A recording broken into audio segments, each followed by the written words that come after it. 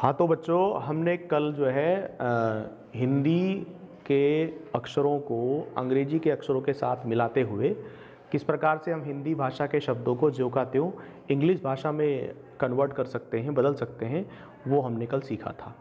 हमने कुछ होमवर्क आपको दिया था, तो उस होमवर्क पर पहले हम थोड़ा सा नज़र डाल लेते हैं। हमने कुछ नाम आपको दिए थे। पहला नाम था महात्मा गांधी। आप सब चेक कर सकते हैं अगर ये काम आपने किया है तो। जो हमने कल आपको अक्षर लिखवाए थे उनको सामने रखिए। देखिए कि जो हम यहाँ यूज़ कर रहे हैं अक्षरों को, पहले आता है मैं, तो मैं के लिए एम, और हमने आपको बताया कि हर अक्षर के साथ आपको ए की मात्रा के लिए। फिर आता है एच, उसके साथ आ का लट्ठा है, उसके लिए भी आप ए का यूज़ कर सकते हैं। हालांकि हमने आ के लिए डबल ए दिखाया है, लेकिन वो भी सिंगल ए से ही हम यूज़ कर देते हैं। फिर देखो उसके लिए टी। आधे अक्षरों को बनाने के लिए क्या करते हैं, जो हम ए लगा रहे हैं हर बार, इसको हम नहीं लगाते हैं, या टी को ही छोड़ दीजिए। और फिर आगे एम और फिर ए, तो ये हो गया महात्मा। अब आगे ए,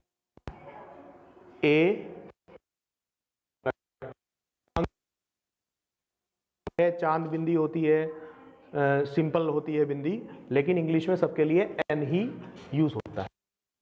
उसके ध के लिए डी एच, और डबल ई लिखवाया हुआ है, लेकिन मैंने आपको बताया था कि नाम के अंत में बड़ी मात्रा को भी छोटी मात्रा में ही लिखा जाता है। दूसरा हमारा नाम था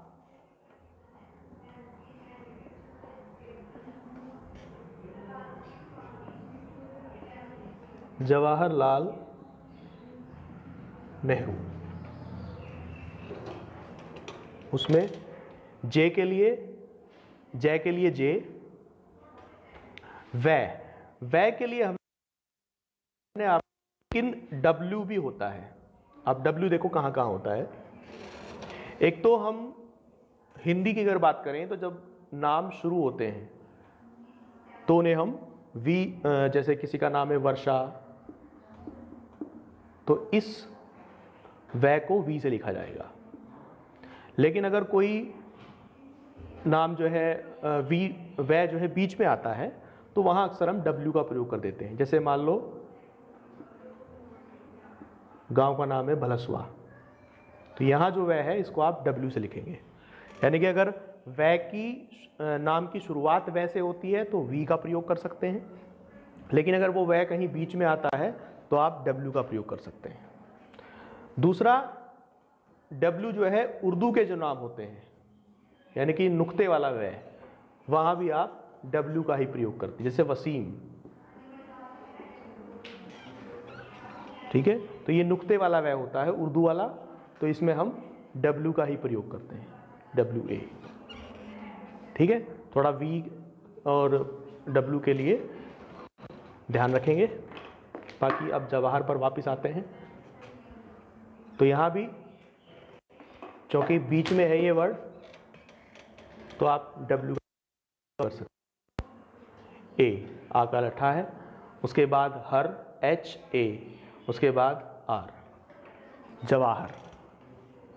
फिर लाल सिंपल, फिर नेहरू एन, ए की मात्रा को ई से लिखते हैं, एच है के लिए, और आर यू। आप कहेंगे कि भैया आपने यहाँ एच के साथ क्यों नहीं ए का प्रयोग किया, तो मैंने आपको कल बताया था कि हम ये देखते हैं कि जो हमारा शब्द है वो किस तरह बोला जा रहा है। नेहरू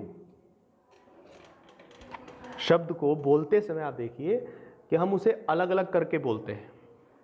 जैसे नेहरू को जब बोलते हैं एक साथ नहीं बोला जा रहा है, पहले नेह फिर रू बोलते हैं। तो ऐसे शब्द जो झटकों में बोले जाते हैं, टुकड़ों में बोले जाते हैं, उनको भी हम थोड़ा उसी प्रकार से अलग अलग मानकर ही उनकी अंग्रेजी बनाते हैं। जैसे नेह की लिखेंगे NEH और फिर उसके साथ RU, नेहरू। ठीक है, यहाँ नहीं है, ए को लगा देगी। अगला नाम आता है सुभाष चंद्र बोस। छोटा स है, ऐसा आएगा। छोटे ऊ की मात्रा है U, उसके बाद BH, उसके बाद आ का लट्ठा है तो ए आ गया, और पेट पटा शय के लिए भी SH। सुभाष चंद्र CH, इसके साथ ए देना, केवल N को लिखेंगे। उसके बाद ड में रे लगा हुआ है तो DR, जो नीचे वाला रे होता है इसको इस प्रकार से लिखा जाता है, जिसमें भी लगा है उसके साथ R लगा दीजिए। और चूंकि चंद्र भी प्राणिक नाम की तरह होता है तो इसके साथ हम ए का प्रयोग भी करते हैं। और वैसे भी अगर बाद में इस प्रकार कहीं भी चंद्र द्रय आता है, द्रय, तो उसमें हमें ए देना ही पड़ता है। उसके बाद बोस BO और S, ठीक है, हम लिख सकते हैं। भगत सिंह,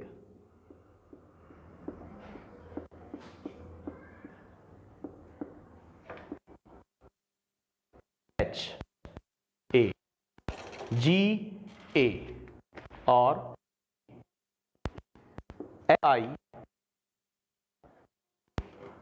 IN और GH। ये है के लिए हम GH क्यों लगा रहे हैं? ये कुछ जो है उच्चारण के ऊपर चलता है काम।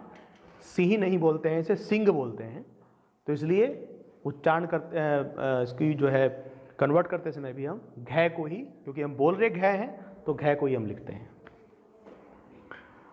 जुबैर,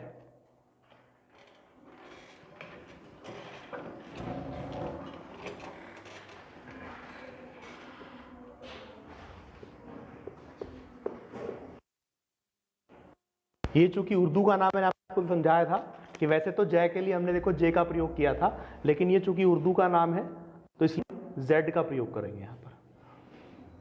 छोटे ऊ के लिए U, उसके बाद B पे आई की मात्रा है AI, आप देख सकते हैं आई की मात्रा के लिए हमने क्या दिया है AI। उसके बाद R, ठीक है, रै के लिए तो जुबैर। अगला नाम है फर्द, इसे भी हम उर्दू का नाम है F से लिखेंगे, FAR, फर, ठीक है। ये भी इसी तरह से है, दो टुकड़ों में नाम बोला जा रहा है, इसलिए फर FAR, इसे एक अलग शब्द मानकर R को हम बिना ए के लिखेंगे। उसके बाद दीन तो DEEN, ठीक है, फरदीन। फूल सिंह,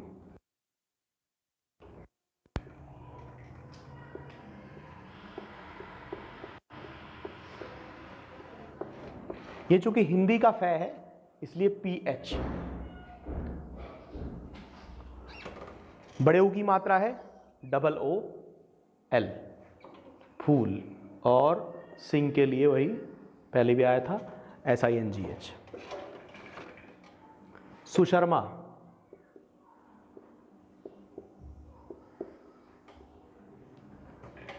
सुशर्मा के लिए भी छोटा स है तो S, छोटे ऊ की मात्रा तो U, उसके बाद बड़े श ए लगाना पड़ेगा, और ये ऊपर वाला रे है तो पहले लिखा जाता है। उसके बाद वो अक्षर जिसके ऊपर ये रे लगा हुआ है और फिर ए। सुशर्मा। प्रीति,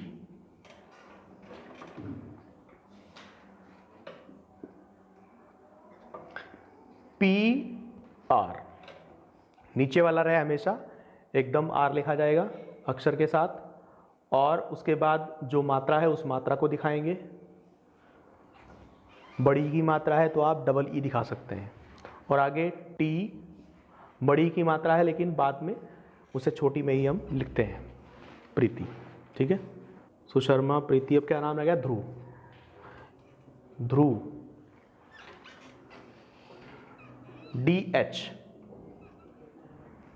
और ये रे जो त्रे वाला लगा हुआ है, इसको लिखा जाए U, और फिर V। और चूंकि ये भी एक ऐतिहासिक पौराणिक नाम है, तो इसके साथ भी हम A, ध्रुवा। ठीक है, तो ये कल के कुछ नाम है। आगे कुछ और आपको हम जो है काम देते हैं, उसे आप करके लाएंगे पहले, फिर आगे पढ़ाते हैं।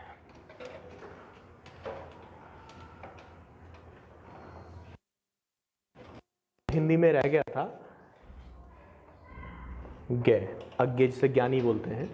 तो इसके लिए एक बड़ा विचित्र प्रयोग होता है, JN। ठीक है, इसे JN लिखते हैं। मतलब अगर कहीं लिखा हुआ है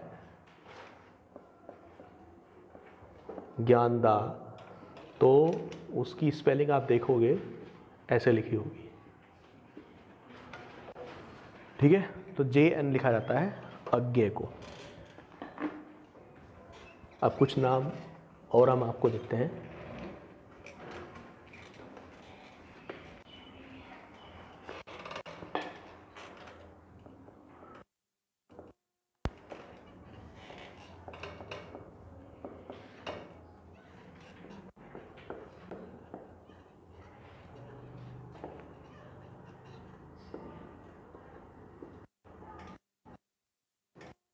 अबुल पाकिर जैनुल आबदीन अब्दुल कलाम, वैज्ञानिक राष्ट्रपति APJ अब्दुल कलाम का पूरा नाम है।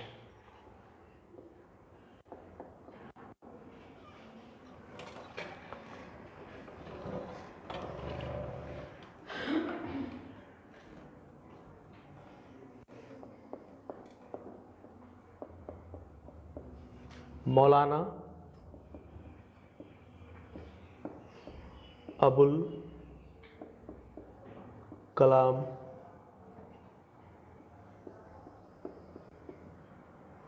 आज़ाद।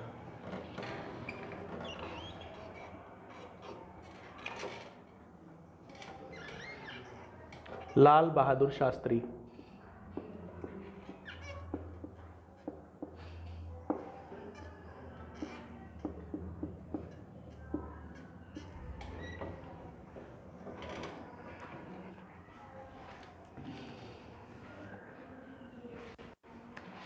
इंदिरा गांधी,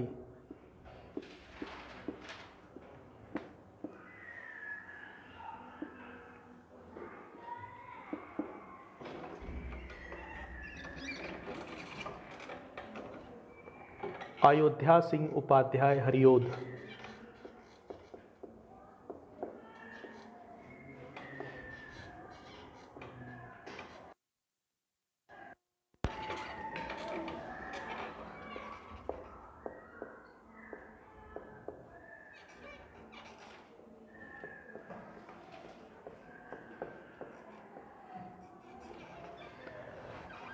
ये कुछ नाम जो है आप कल नोट करके लिख के लाएंगे। ठीक है,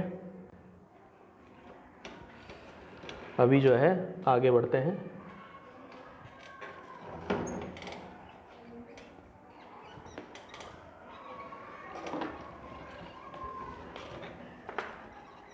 वीडियो को रोक के आप इन्हें नोट कर सकते हैं।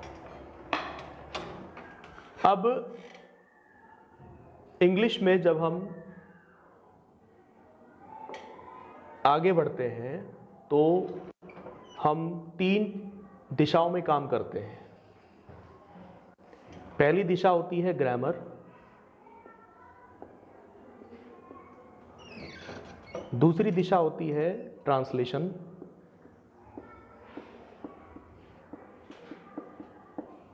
और तीसरी दिशा होती है वोकैबुलरी।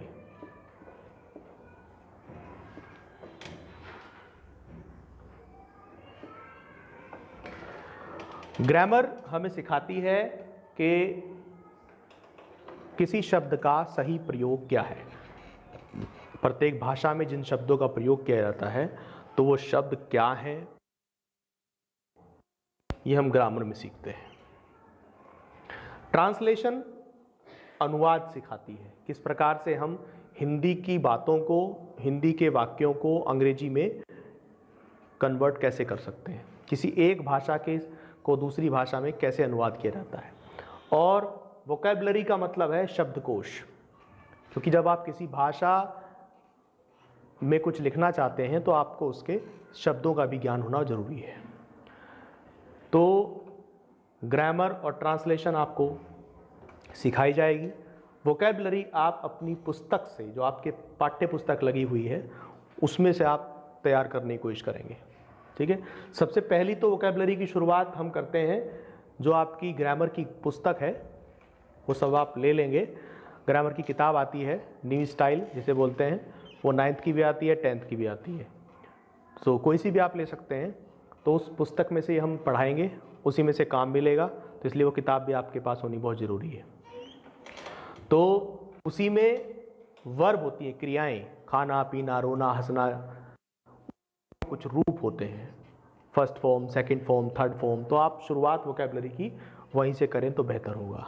आप रोज़ 10-5 जितनी भी आप कर सकते हैं वर्ब्स आप याद करने का प्रयास करें। ठीक है, चलिए शुरू करते हैं। ग्रामर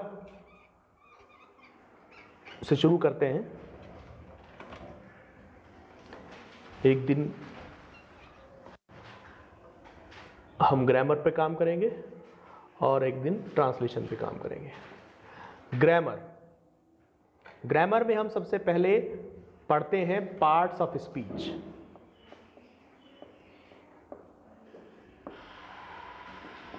यानी कि भाषा के भेद या भाग।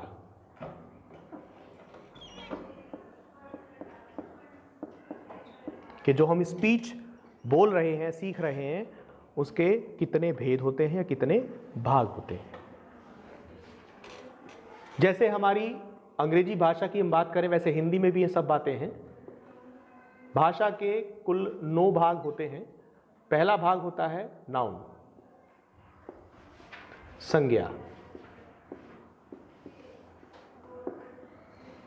संज्ञा किसे कहते हैं? संज्ञा किसी भी वस्तु, व्यक्ति, स्थान के नाम को संज्ञा कहते हैं। कक्षा 6 से आप पढ़ते आ रहे होंगे। नाउन की परिभाषा मैं आशा करता हूं कि आपको पता होगी। किसी भी वस्तु, व्यक्ति, स्थान, जो भी आप अपने आसपास वस्तुएं देखते हैं, व्यक्ति को देखते हैं, स्थानों को देखते हैं, ये सब नाउन है, ये सब संज्ञाएं होती हैं। जब आप किसी भी भाषा को, किसी भी वाक्य को आपके सामने रखा जाएगा और आपसे पूछा जाए कि बताइए इस वाक्य में संज्ञा कहाँ है, तो आप उस वाक्य को पढ़िए और आप बड़ी ध्यान से थोड़ा कर देखेंगे तो आपको उस वाक्य में किसी आदमी का नाम मिल सकता है, किसी स्थान का नाम मिल सकता है, किसी वस्तु का नाम मिल सकता है। तो वो सब संज्ञाएं हैं। कुछ संज्ञाएं ऐसी होती हैं जिनको हम देख नहीं सकते। कुछ तो संज्ञाएं देख सकते हैं, कुछ को हम देख नहीं सकते, तो ऐसी भी संज्ञाएं होती हैं, भाववाचक संज्ञाएं होती हैं। ठीक है, अभी हम आपको इसके बारे में विस्तार से पढ़ाएंगे। पहले हम सारे भाग आपको बता देते हैं आज। सिंपल, किसी भी व्यक्ति, स्थान के नाम को संज्ञा कहते हैं। दूसरी चीज प्रोनाउन, इसको बोलते हैं सर्वनाम। सर्वनाम संज्ञा शब्दों के स्थान पर प्रयोग होने वाला शब्द। जब हम व्यक्ति को उसके नाम से ना बोलकर वह बोलते हैं, मैं बोलते हैं, तुम, वह, मैं, हम, वे, ये सब कोई नाम थोड़ी है किसी के, तो ये सब सर्वनाम है। तीसरा है एडजेक्टिव।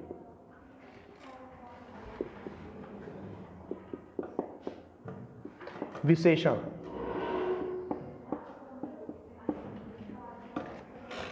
विशेषण होता है नाउन या प्रोनाउन की विशेषता प्रकट करने वाला शब्द। हमारा जो नाउन है, मान लो लड़का है, तो अच्छा है, बुरा है, तो ये अच्छा बुरा जो लगा हुआ है शब्द, ये एडजेक्टिव है, इसे विशेषण कहेंगे। चौथी चीज है वर्ब। क्रिया। नाम से ही इसके पता लग रहा है क्रिया, एक्टिविटी।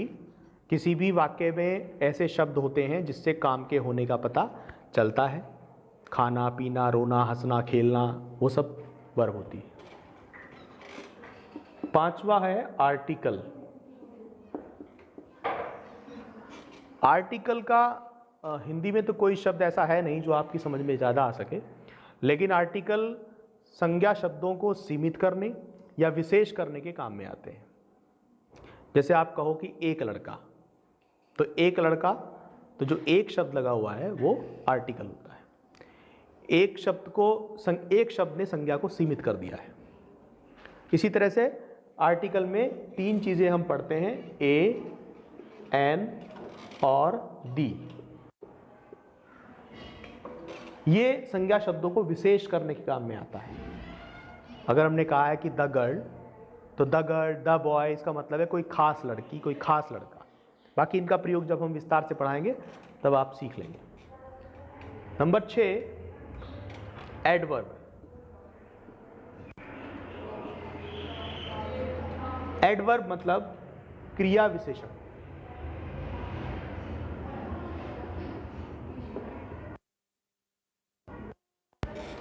क्रिया विशेषण नाम से तो ऐसा लगता है कि ये क्रिया की विशेषता प्रकट करेगा, लेकिन यह क्रिया की नहीं, संज्ञा और सर्वनाम को छोड़कर ये किसी की भी विशेषता प्रकट कर सकता है। ठीक है, संज्ञा और सर्वनाम को छोड़ दीजिए, बाकी सबकी ये विशेषता प्रकट कर सकता है। 7वां पार्ट ऑफ स्पीच है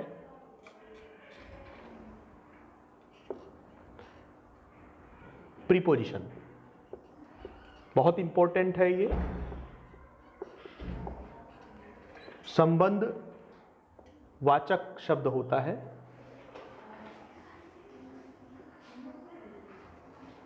इसका काम होता है किसी भी शब्द को वाक्य के साथ जोड़ना। अगर हम इस शब्द को हटा देते हैं तो वो वाक्य के साथ जुड़ नहीं पाएगा। तो किसी भी शब्द को वाक्य के साथ जोड़ने के लिए, जैसे हम कहते हैं कि बच्चे मैदान में खेल रहे हैं, तो मैदान के साथ जो में शब्द लगा हुआ है अगर उसे हटा लें तो वाक्य सही नहीं चलेगा। मैदान शब्द वाक्य के साथ जुड़ ही नहीं सकता, तो में शब्द को प्रीपोजिशन कहा जाएगा। 8वां है कंजंक्शन।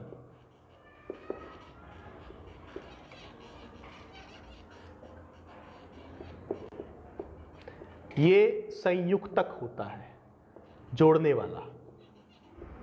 तो कंजंक्शन ऐसे शब्द हैं जो दो शब्दों को, वाक्यों को जोड़ने का काम करते हैं। जैसे एंड आप देखते हैं, बड़ा कॉमन कंजंक्शन है। बट है, तो ये कंजंक्शन होते हैं। और 9वें नंबर पे आता है इंटरजेक्शन।